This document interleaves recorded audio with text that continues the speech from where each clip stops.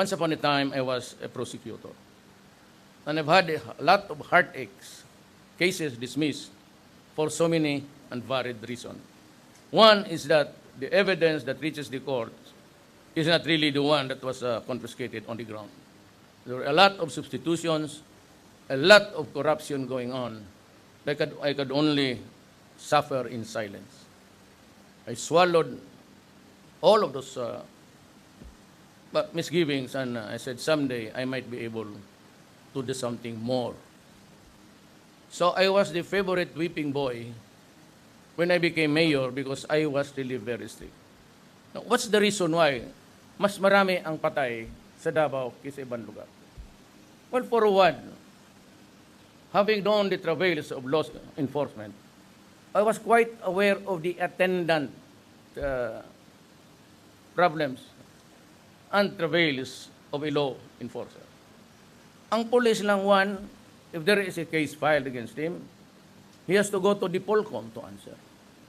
He has to go to the internal affairs to answer for. It's one crime.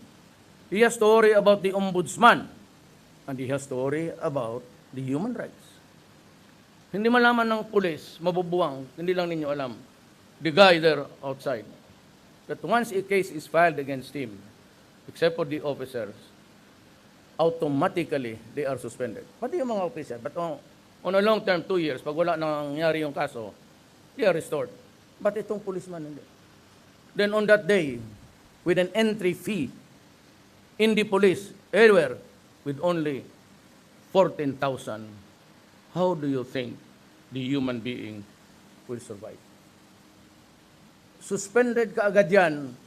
On that day, wala na yung pagkain sa opisina, and even the small few things of financing the trip of the children to and fro from the school.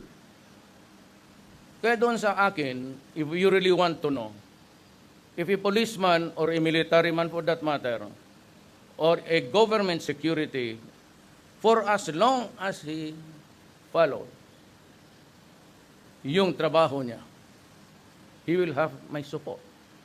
And they had my support. And I supply the money take home if they are suspended. I see to it that they have 1 sack of rice to eat every month. I give them almost a grocery para may ulam. So to complete the meal. And I take care of the lawyers and everything. So why do I get in return? I get the security forces working for me efficiently. And because they are industrious, they have more to encounter, and eventually, the more cases filed against them.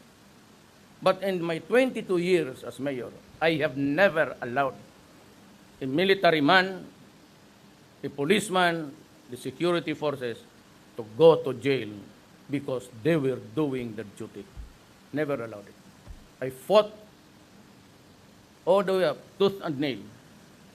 There was a time 27 police officers were recommended for dismissal.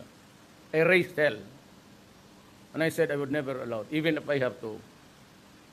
Or might as well ask them to join me and go to the mountains and fight government.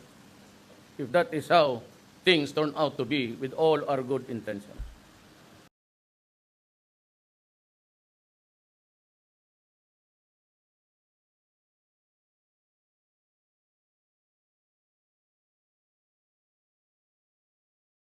I am not a Filipino for nothing. I did what I had to do. And whether you believe it or not, I did it for my country.